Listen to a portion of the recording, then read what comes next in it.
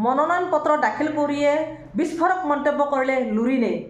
সকলোকে নমস্কাৰ জনাই মোৰ এটি নতুন ভিডিঅ'লৈ আপোনালোকক স্বাগতম জনালোঁ। আজি যিটোকে মনোনয়ন পত্ৰ দাখিল কৰিলে সকলোৱে লুৰিণজ্যোতিও কৰিছে, গৌৰৱ গগৈও কৰিছে, আৰু লুৰিণজ্যোতিৰ লগতে আছিল অখিল গগৈ, অজিত ভূঞাকে ধৰি বহুত আমি জনপ্ৰিয় নেতা দেখিছোঁ, জনপ্ৰিয় মানুহ দেখিছোঁ।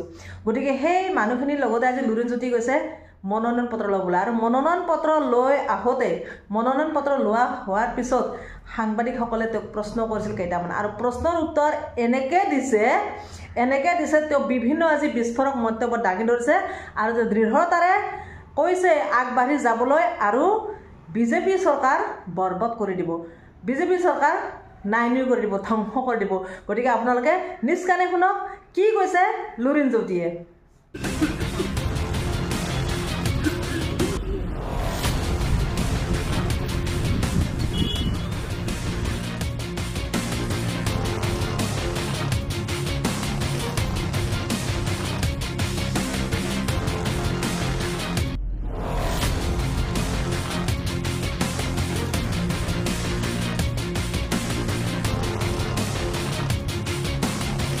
মনোনয়ন পত্ৰ দাখিলৰ এই শুভক্ষণত সমগ্ৰ অসমবাসী ৰাইজৰ প্ৰতি মই নতশিৰে প্ৰণিপাত জনাইছোঁ আৰু ৰাইজৰ পৰা আশীৰ্বাদ বিচাৰিছোঁ, শুভাশীষ বিচাৰিছোঁ, যাতে মই দেশৰ যি অতি শক্তিশালী গণতান্ত্ৰিক ব্যৱস্থা, এই ব্যৱস্থাৰ এগৰাকী অতন্ত্ৰ প্ৰহৰী হিচাপে যে পৰৱৰ্তী দিনসমূহত নিৰ্বাচিত হৈ লোকসভাত ৰাষ্ট্ৰ, সমাজ, জাতিৰ মৌলিক আৰু জাতীয় বিষয়সমূহ শক্তিশালী ৰূপত উপস্থাপন কৰিব পাৰোঁ।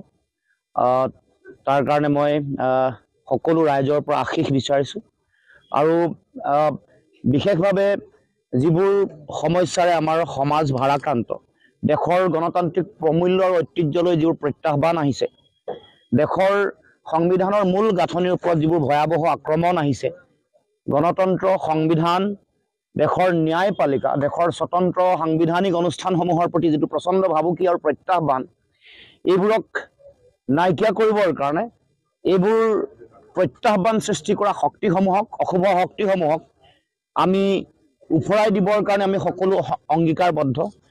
দেশৰ সংবিধান, দেশৰ গণতন্ত্ৰ সুৰক্ষিত হৈ থাকিব লাগিব। তাৰ লগে লগে ডিব্ৰুগড় লোকসভা সমষ্টি আপোনালোকে সকলোৱে জানে যে এটা ঐতিহ্যপূৰ্ণ, এটা সন্মানীয় লোকসভা সমষ্টি, যি লোকসভা সমষ্টি সমগ্ৰ ভাৰতবৰ্ষৰ গণতান্ত্ৰিক গোটেই প্ৰক্ৰিয়াটোত এটা সুকীয়া নাম আছে। গতিকে এই লোকসভা সমষ্টিটোৰ বিভিন্ন ধৰণৰ বিষয় আছে, যিবোৰ বিষয় আজিও অৱহেলিত হৈ আছে, যিবোৰ বিষয় জনপ্ৰতিনিধিয়ে কোনো ধৰণৰ সমস্যাৰ সমাধানৰ বাট লোকসভাৰ মজিয়াত উলিয়াব পৰা নাই, বা জনগণৰ কণ্ঠ হিচাপে নিজকে শক্তিশালী ৰূপত প্ৰতিষ্ঠা কৰিব পৰা নাই। কেৱল মাত্ৰ ক্ষমতা আৰু গাদী ৰক্ষাৰ নামান্তৰ আমি দেখিবলৈ পাইছোঁ, কিন্তু মৌলিক জনগণৰ স্বাৰ্থ, মৌলিক সমস্যা, জাতীয় বিষয় আৰু জাতীয় প্ৰশ্নত নিৰ্বিকাৰ হোৱা আমি বাৰে বাৰে আমাৰ জনপ্ৰতিনিধিসকলক দেখি আহিছোঁ। গতিকে তেনেকুৱা এটা প্ৰেক্ষাপটত, তেনে সন্ধিক্ষণত আমি এইবাৰ নিৰ্বাচন, আমি ভাবোঁ যে দেশৰ গণতান্ত্ৰিক ব্যৱস্থাৰ শক্তি বৃদ্ধিৰ কাৰণে এই নিৰ্বাচন অনুষ্ঠিত হৈছে। দেশৰ গণতন্ত্ৰলৈ অহা যিটো প্ৰচণ্ড ভাবুকি, তাৰ বিপৰীতে নিৰ্বাচন এইবাৰ ঘোষণা হৈছে, বা এইবাৰ নিৰ্বাচনত আমি সকলোৱে সমূহ সময়ত আমি যুঁজত অৱতীৰ্ণ হৈছোঁ।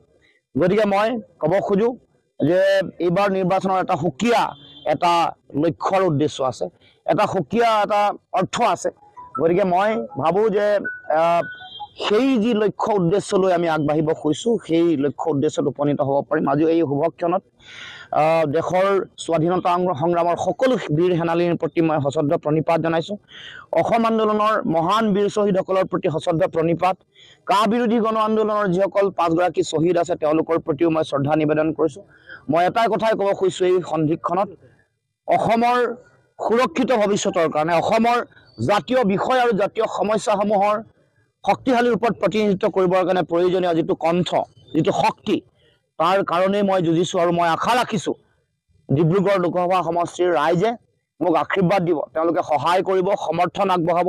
আৰু আজি আমাৰ সকলো বিৰোধী ঐক্য মঞ্চৰ প্ৰতিটো দলৰ যিসকল নেতা কৰ্মকৰ্তা আহিছে, ৰাজ্যসভাৰ সাংসদ, প্ৰাক্তন মন্ত্ৰী, প্ৰাক্তন বিধানসভাৰ অধ্যক্ষ, প্ৰতিটো ৰাজনৈতিক দলৰ নেতা কৰ্মকৰ্তাসকলৰ অংশগ্ৰহণ আৰু একতা এইটো প্ৰমাণ কৰিছে যে ঐক্যবদ্ধ আমাৰ যিটো শক্তি, এই শক্তিয়ে আমাৰ প্ৰতিদ্বন্দ্বীক অতি শক্তিশালী ৰূপত পৰাভূত কৰিব আৰু সাম্প্ৰদায়িকতা আৰু বিভাজনৰ বিৰুদ্ধে মূল শক্তিটোৱে হ'ল একতা। সাম্প্ৰদায়িকতা, মেৰু বিভাজনৰ বিপৰীতে আমাৰ মানুহৰ মাজত সমন্বয়, একতা, ভাতৃত্ববোধ, দেশৰ গণতান্ত্ৰিক প্ৰমূল্য, মানৱীয় প্ৰমূল্যই মানৱ সমাজৰ সৌন্দৰ্যৰ শক্তি। গতিকে আমি আশা ৰাখিম এই স্বৈৰতান্ত্ৰিক শাসনৰ যিটো আৰম্ভণি, দেশৰ স্বতন্ত্ৰ সাংবিধানিক অনুষ্ঠানৰ প্ৰতি যিটো আক্ৰমণ, ৰাজ্যখনৰ জাতীয় জীৱনৰ ভাষা, কৃষ্টি, সংস্কৃতি, ৰাজনৈতিক যিটো সংকট, ভাষিক, সাংস্কৃতিক আৰু অৰ্থনৈতিক যিটো সংকট, এই সংকট নিৰসন কৰা, এই সংকটৰ সমাধানৰ বাট উলিওৱাৰ কাৰণে এই নিৰ্বাচনে বাট কাটিব। এই নিৰ্বাচনে এটা শক্তিশালী গণতান্ত্ৰিক বাৰ্তা এই নিৰ্বাচনে প্ৰেৰণ কৰিব।